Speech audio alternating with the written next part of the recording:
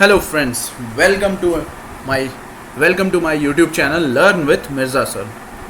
तो मैं अपना इंट्रोडक्शन दे देता हूँ क्वालिफ़िकेशन के साथ। ये मेरा इंट्रोडक्शन है और क्वालिफ़िकेशन। गाइस, ये यूट्यूब चैनल बनाया इसीलिए है कि आपको उस तरीके का कंटेंट मिले जो आपको पे करने के बाद भी नहीं मिलता है। ठीक है, आप जाके कंपेयर कर सकते हो। और एक चीज़ और समझिए, इम्पॉर्टेंट चीज़ क्या होती है क्वांट में, how to use a question, मतलब आप अपने लिए क्वेश्चन को कैसे यूज़ करें। अब बात यहाँ पे आ रही है यूज़ करने का क्या मतलब हुआ। यूज़ करने का मतलब ये है कि आप उस क्वेश्चन को करें जो क्वेश्चन नेसेसरी है। तो बेसिकली आपको यहाँ पे सीखना पड़ेगा छोटी सी छोटी बारीकियाँ, जो मैं मेथड आपको सिखा रहा हूँ वो चीज़ इंपॉर्टेंट है। ओके, तो आज का सेशन भी उसी से रिलेटेड है। आज बहुत ही इंपॉर्टेंट सेशन है।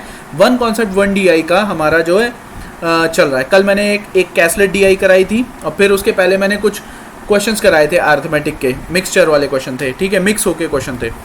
तो कुछ भी मैं डालता रहता हूँ अपने ग्रुप पे, तो आप ग्रुप को फॉलो कर सकते हो और यहाँ पर आपको पता चल जाएगा कि किस तरीके के क्वेश्चन होते हैं। तो गाइस देखिए, ये जो यूट्यूब चैनल है बनाया इसीलिए गया है कि कुछ भला हो आपका। ठीक है, तो बेटर ये है कि उसको फॉलो करिए, आपका काम आसानी से होगा। अब हम चलते हैं आगे। आज का जो सेशन है आपके मोस्ट एक्सपेक्टेड प्रॉफिट और लॉस की DI है। तो मैंने यहाँ पे प्रॉफिट और लॉस की DI को आज उठाया है। पहले कुछ चीज़ जान लीजिए, आपको कुछ चीज़ें बता देता हूँ। प्रॉफिट लॉस, इनफैक्ट अगर मैं पूरा बोलूँ तो प्रॉफिट लॉस डिस्काउंट होता है। मैंने क्या बोला, वन कॉन्सेप्ट वन DI। हाँ, एक चीज़ और, इस स्टार्ट करने से पहले भाई आप एक काम करिए, सभी लोग जल्दी से जल्दी शुरू से ज्वाइन हो जाया करो। ये एक चीज़ समझ लो, 8:30 बजे मेरी टाइमिंग रहेगी, मैं बता दे रहा हूँ। 3 दिन से लगातार 3 दिन यही आपकी टाइमिंग हुए और यही आपकी टाइमिंग रहेगी, ये चीज़ समझ लीजिए। ठीक है, 8:30 बजे शाम को मैं प्रीमियर कर दूंगा और आपको यहाँ पर कोशिश करिएगा कि प्रीमियर करने का सिर्फ एक ही मकसद है कि आप उसी के साथ फ्लो में चलें। ठीक है, तो यहाँ पे समझिए।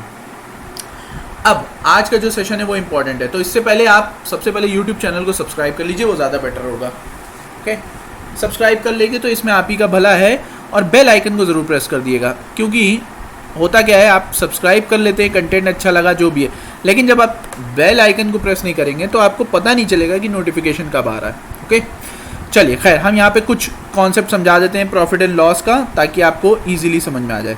प्रॉफिट का मतलब क्या होता है, लाभ। ठीक है, लाभ तब होगा जब आप कॉस्ट प्राइस आपका छोटा होगा सेलिंग प्राइस से, सिंपल सी बात। और लॉस का मतलब क्या होगा, आपका कॉस्ट प्राइस बड़ा हो गया सेलिंग प्राइस से। ठीक है, अब यहाँ पे समझने की ज़रूरत है। तो डिस्काउंट किस पे लगता है, आपका डिस्काउंट लगता है MRP पे, ये ध्यान रखिएगा। और प्रॉफिट हो या लॉस हो, आपका लगता है किस पे, कॉस्ट प्राइस पे। तो कॉस्ट प्राइस आपका 100% होगा किसके लिए, प्रॉफिट और लॉस के लिए।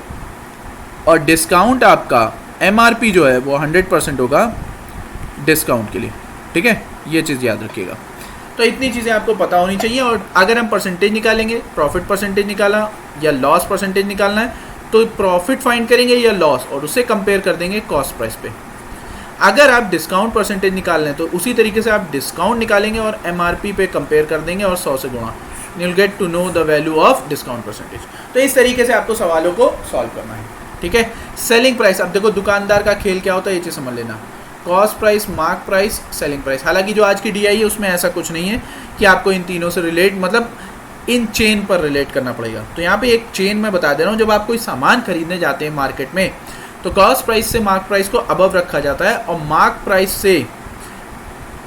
प्राइस को बिलो रखा जाता है। मार्क प्राइस को बिलो किया जाता है, ठीक है, तब उसे बेचा जाता है। जैसे ही बेचा जाता है आप सीधे कंपेयर करते हैं कॉस्ट और सेलिंग को, तो आपको पता चलता है कि प्रॉफिट है कि लॉस।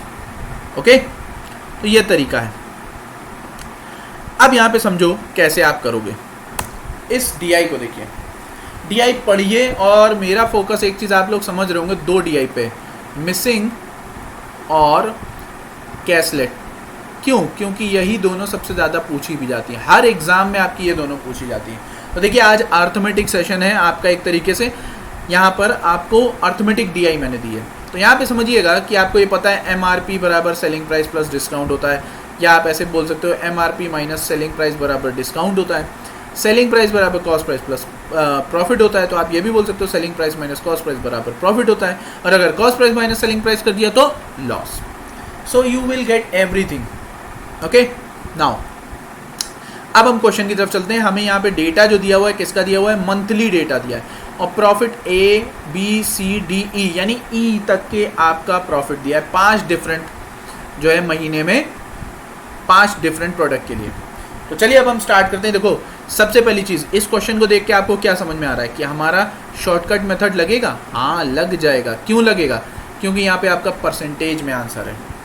तो चलिए अब हम स्टार्ट करते हैं। कह रहा है if the ratio of cost price product D and E January, अब देखो जनवरी का आपको डी और ई का कॉस्ट प्राइस का रेशियो दिया हुआ है 5 और 6, तो हम मान लेते हैं 500 600।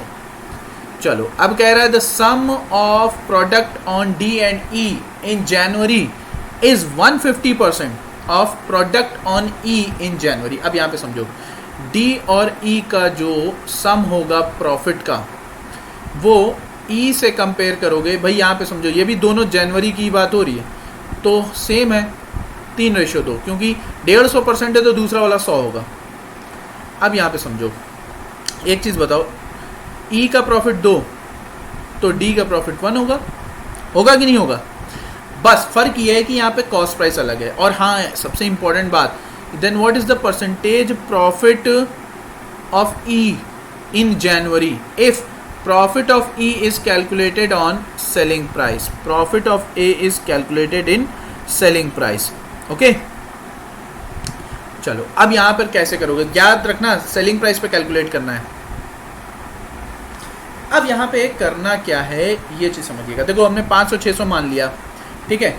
अब एक चीज़ गौर करो कि आपने यहाँ पर प्रॉफिट जो लगाया है, भाई समझो डी का प्रॉफिट कितना है भाई जनवरी का, ज़रा गौर से देखो डी का प्रॉफिट है 25%, देखिए यहाँ पे 25%, तो भाई इसका 25% कितना होता है 125। अगर 125 आपका 1 के बराबर है तो 2 बराबर आपका कितना होगा 250 प्रॉफिट निकल कर आ गया।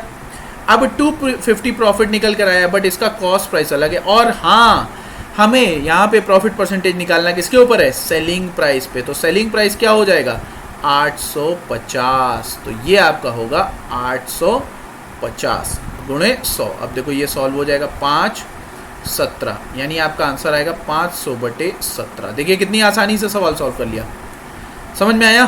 तो भाई अगर ये सेशन पसंद आया है तो देखिए एक चीज़ समझिएगा, आप लोग चाह रहे होंगे कि क्वांटिटी भी मिले, डेफिनेटली मिलेगी जैसे ही मुझे समय ज़्यादा मिलेगा, पर जैसे मुझे समय मिलता है मैं क्वालिटी ज़रूर दे दूंगा। मैं क्वालिटी के बगैर क्लास भी नहीं लूँगा, अगर क्वालिटी नहीं बनी तो मैं क्लास नहीं लूँगा, ठीक है, ये चीज़ समझ लीजिएगा। तो आपको जो कंटेंट मिलेगा वो 1 नंबर का मिलेगा, ये चीज़ ध्यान रखिए। और सबसे इंपॉर्टेंट बात, जो आपको मेथड बताऊँगा सॉल्व करने का वो इम्पॉर्टेंट है, ठीक है।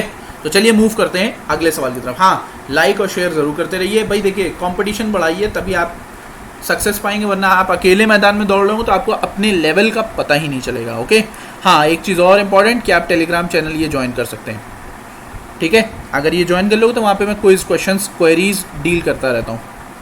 अगला सवाल कह रहा है average of profit obtained on product B C D E. ओहो बी सी डी ई यानी कौन मिसिंग है, ए जनाब मिसिंग है। कौन सा है भाई, ये जैन का है, ठीक है। तो ये कितना हो जाएगा 4 से, इज इक्वल टू, देखो equal to the average of profit obtained on product A B सी।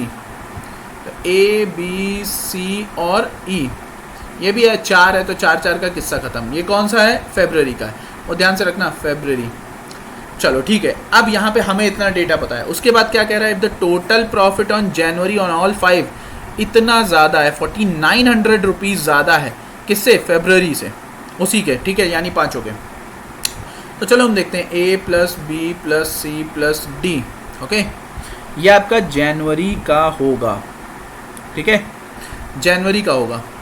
यहाँ पे समझिएगा ये कितना ज़्यादा है भाई, A plus B plus C plus D plus मेरे ख्याल से ई में रह गया है ना, ई, और यहाँ पे भी ई होगा। ये किसका होगा, फेब्रुअरी का, इज इक्वल टू कितना भाई 4900।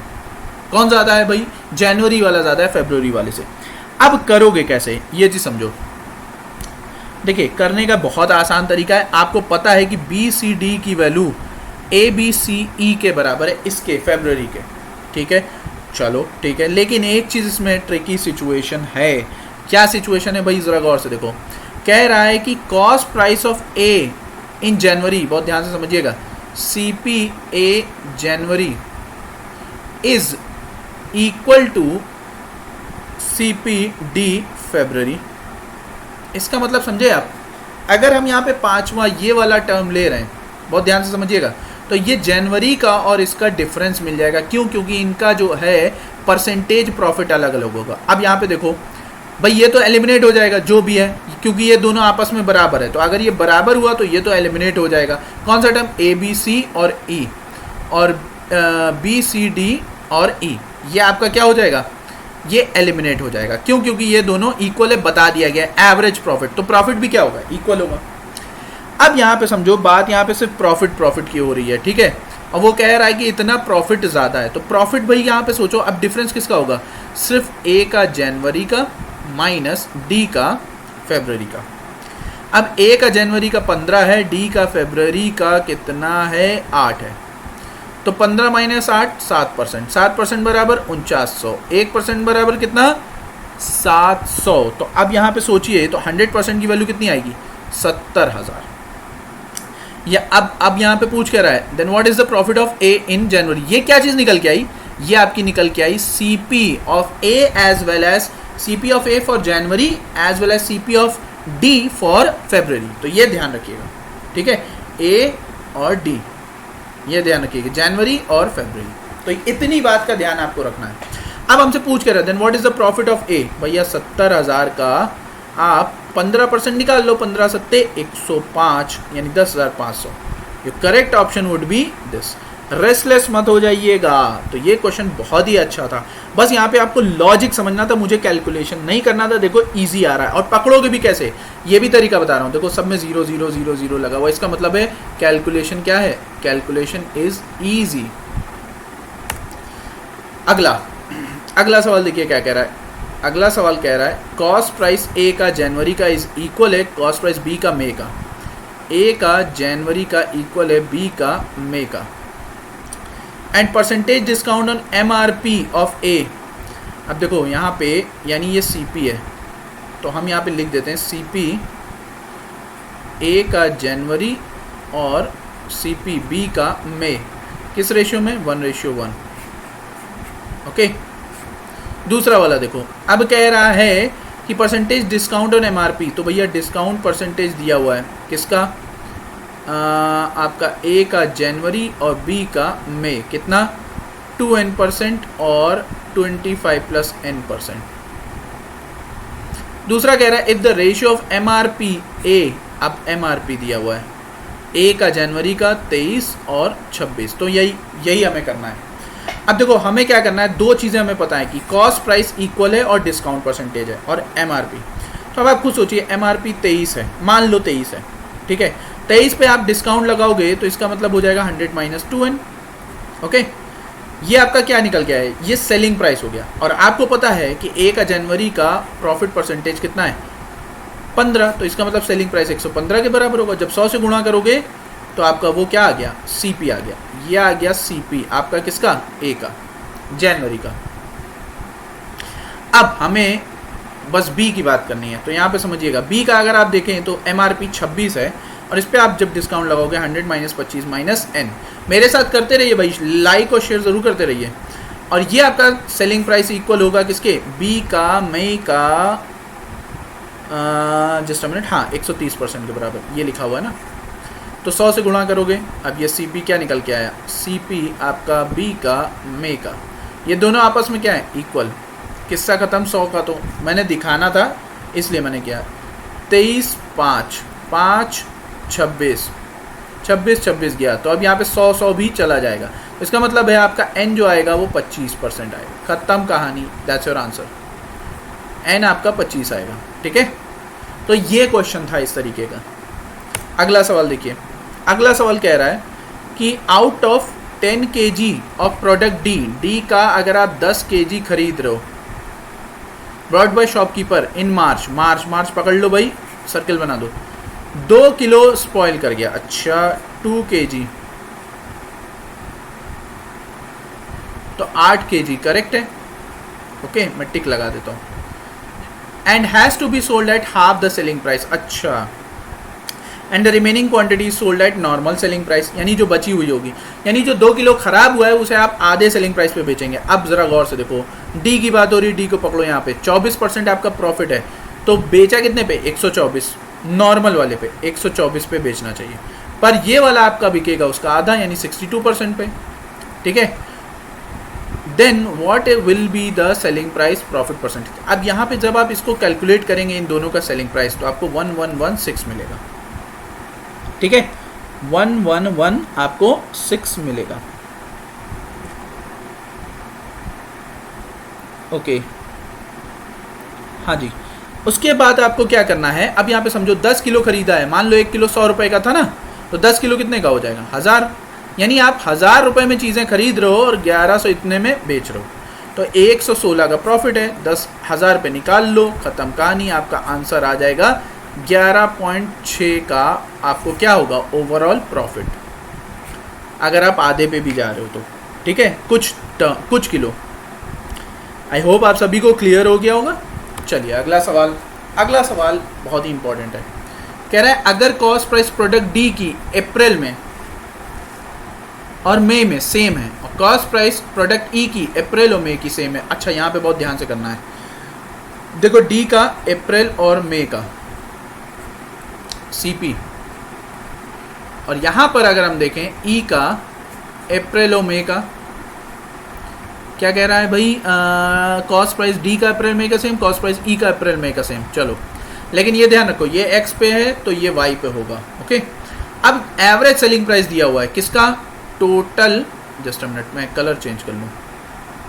अब एवरेज सेलिंग प्राइस दिया है अप्रैल का टोटल और मई का टोटल, तो अब यहाँ पे आप करोगे कैसे? देखो, कॉस्ट प्राइस मान लो ये एक्स है, अगर ये एक्स है तो ये वाई होगी। ठीक है, ये वाई होगी आपकी। अब एक्स पे अब आप खुद सोचो कितने परसेंट का लगेगा भाई, यहाँ पे डी का देखो, एक्स पे डी का अप्रैल का ज़रा गौर से देखो 10, यानी 110%, एक्स इंटू 110%।